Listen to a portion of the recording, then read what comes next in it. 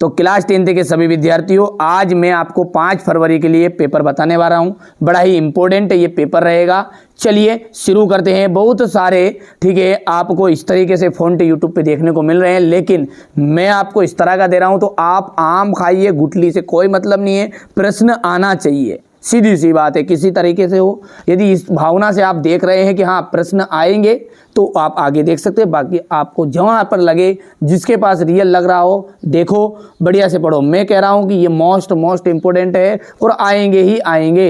एक बार आप इनको समझ लो कि ये रियल है और इस भावना से देख लो। 100% मेरा दावा है, इन बच्चों ने अच्छी परसेंटेज बनाई तो आप भी बनाओगे। अब आगे आपकी मर्जी है, ठीक है। जिन बच्चों को भरोसा है देखेगा। नेताजी की मूर्ति पर चश्मा कौन लगाता था? कैप्टन चश्मे वाला। दूध का दूध, पानी का पानी का अर्थ क्या है? सही न्याय। साना साना हाथ जोड़ी किसकी रचना है? मधुकांकरिया जी की। रीतिकाल की जो समय सीमा मानी गई है वो है 1643 से 1843 तक। युगधारा किसकी रचना है? नागार्जुन की। एक ही शब्द की एक से अधिक बार आवृत्ति वहाँ अलंकार होता है, तो पुनरुक्ति प्रकाश अलंकार होता है। चलिए अब आगे बढ़ते हैं। चलिए अब है रिक्त स्थान। पंचवटी में दिग्गु समास का उदाहरण है। कटाओ जो है भारत का स्विट्जरलैंड माना जाता है। जय शंकर प्रसाद की आत्मकथ्य कविता हमारी पाठ्यपुस्तक में संकलित है। कामायनी क्या है? एक महाकाव्य है। मन्नू एक से अधिक अर्थ देने वाले शब्द अनेकार्थी शब्द कहलाते हैं। मन्नू भंडारी की जो पिता है वो रसोई को भटियार खाना कहते थे। क्या कहते हैं? नाटक में क्या होते हैं? कई अंक होते हैं। एक अंक की जो रचना है वो एकांकी कहलाती है। यशपाल का जाएगा लखनवी अंदाज। उल्लू बनाने का जाएगा मूर्ख बनाना।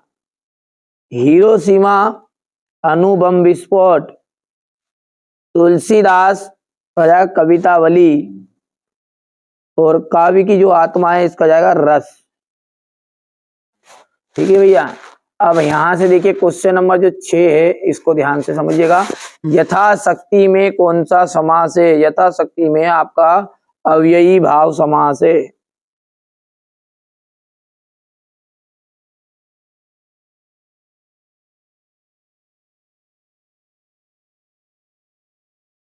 मेरे द्वारा पुस्तक पढ़ी जा रही है, इसमें कौन सा वाच्य है? तो कर्म वाच्य है। मधुकांकरिया की कौन सी रचना आपके पाठ्यक्रम में है? साना साना हाथ जोड़ी। क्या है? साना साना हाथ जोड़ी।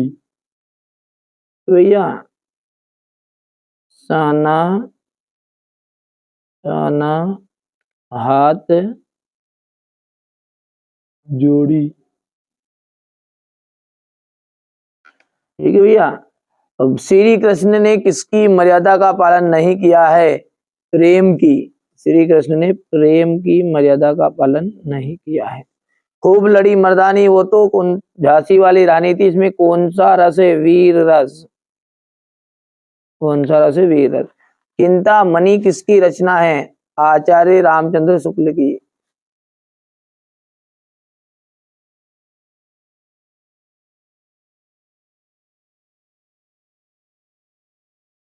शुक्ल की।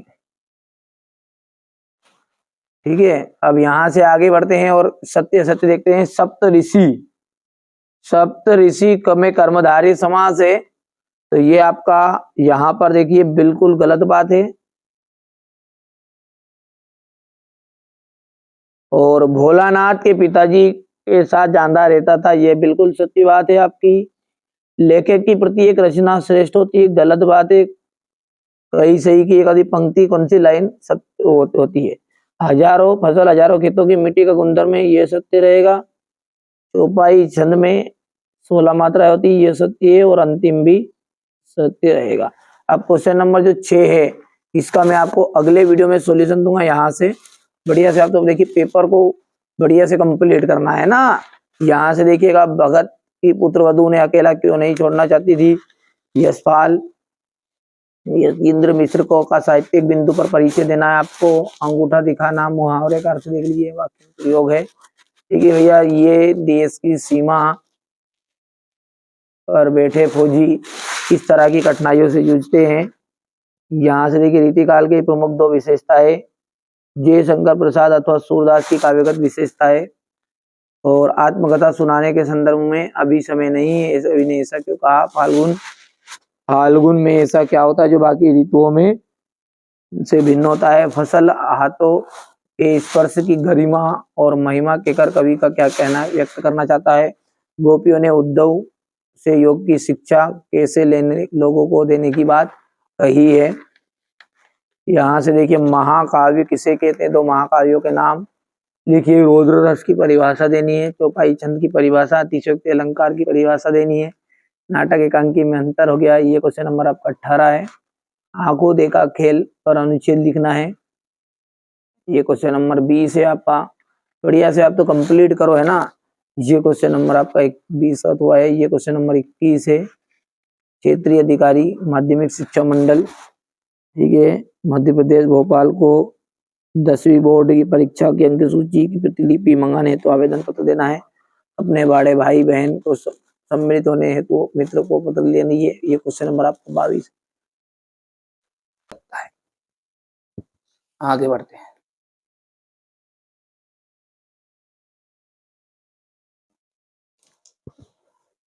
लेखिका मन्नू भंडारी के व्यक्तिगत पर किन किन व्यक्तियों का किस रूप में प्रभाव पड़ा?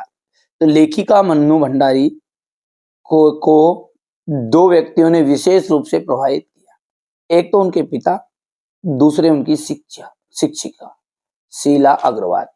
पिता गोरे रंग को महत्व देते थे और जबकि लेखिका जो थी श्याम वर्ण की थी, काले रंग की। भगत की पुत्रवधू उन्हें अकेला क्यों नहीं छोड़ना चाहती?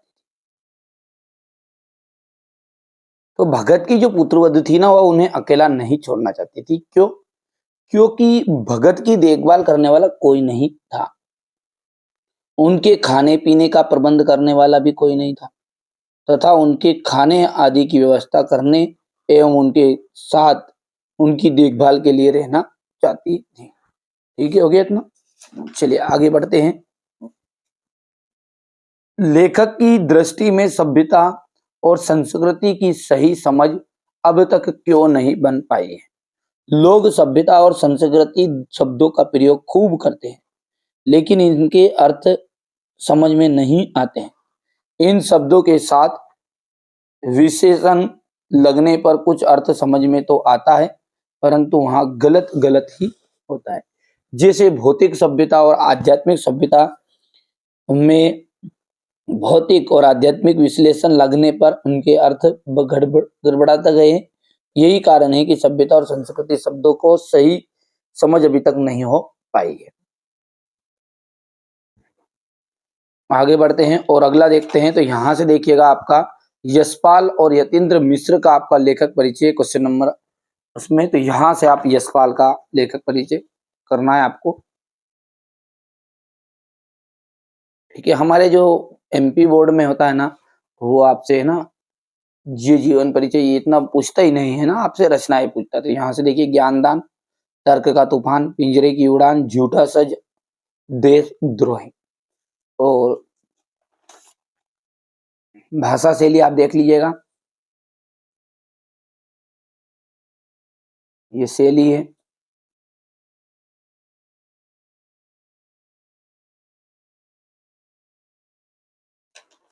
साहित्य में स्थान। ठीक है भैया, चलिए इसके बाद में आगे बढ़ते हैं ना। तो अगला देखते हैं अपना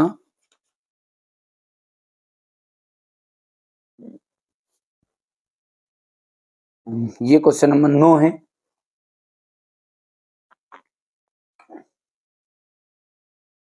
समास विग्रह करना है रातों रात का, रात ही रात में।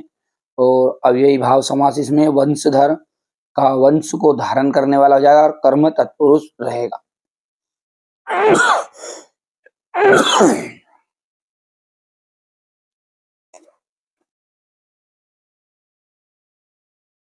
इस तरीके से आप है ना, ये बहुत ही शॉर्टकट तरीके से मैंने लिखवा लिए हैं बच्चों के द्वारा, ताकि आपको कम समय में पूरी जानकारी मिल जाए।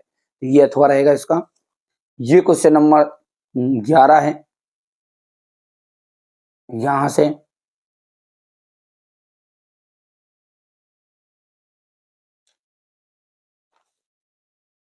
यदि हम बात करें आगे की क्वेश्चन नंबर 12 की, तो जयशंकर प्रसाद का है क्वेश्चन नंबर 12 में आपका। तो ये आप जीवन परिचय का स्क्रीनशॉट लीजिए फटाफट से। देखिए यहां से पूछता है अपने एमपी बोर्ड में, थे ना भैया, रचनाएं हैं कामयानी, लहर, झरना, आंसू। काव्यानी, लहर, झरना, आंसू। करुणालय, चित्रधार, प्रेम पथिक, महाराणा का महतू, कानन कुसुम आदि। ये आप पहले ऊपर के चार भी बहुत है, कामयानी, लहर, झरना, आंसू। और भाव पक्ष की बात करें तो समस्ता का इन्होंने संदेश दिया है, ठीक है। दूसरा है छायावाद के ये जनक माने जाते हैं। पढ़ लेना आप थोड़ा थोड़ा, सिंपल है।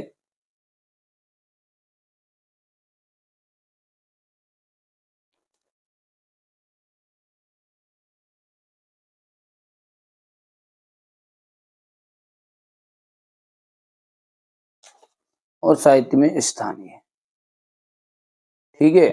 अब जयशंकर प्रसाद के अलावा है आपका सूरदास जी का, तो सूरदास का ये रहा।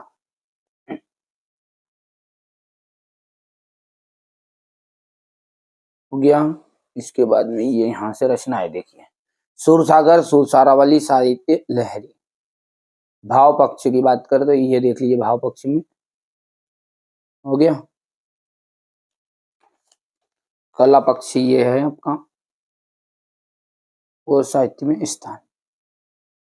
चलिए, तो अब क्वेश्चन नंबर जो 13 है उसमें क्या है आपका, आत्मकथा सुनाने के संदर्भ में कभी कभी कभी समय भी नहीं हुआ, कभी ऐसा क्यों कहता है।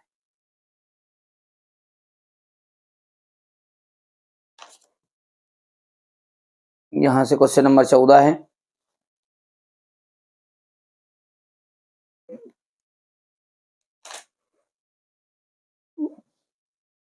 क्वेश्चन 15,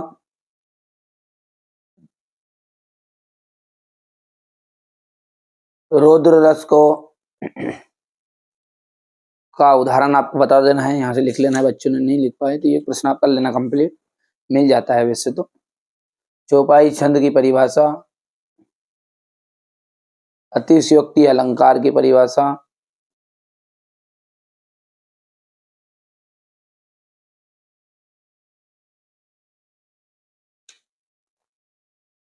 अब देखिए अगला जो है ना वो है नाटक और एकांकी में अंतर। तो आप नाटक और एकांकी में अंतर यहां से करना है आपको।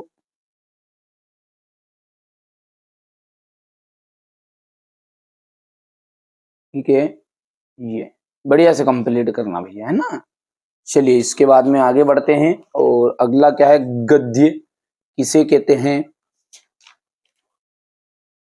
संदर्भ प्रसंग व्याख्या है क्वेश्चन नंबर 18 से। तो ये क्वेश्चन नंबर 18 से पहले तो आप पेपर में स्क्रीनशॉट ले लो अच्छे से। ये यहां से है, ये क्वेश्चन नंबर 19, ये क्वेश्चन नंबर 20 आपका रहने वाला है। ये क्वेश्चन नंबर 21, 22 और ये 23 हो गया। चलिए, तो ये अपन यहाँ पर देखते हैं क्वेश्चन नंबर 18। संदर्भ है ये प्रसंग और व्याख्या।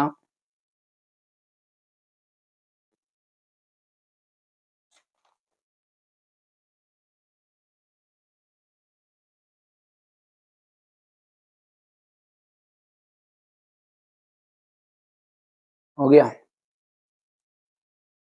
ये आपका क्वेश्चन नंबर 19। ये तो इंटरनेट के संबंध में भाई बहन पे संवाद लिखना है आपको।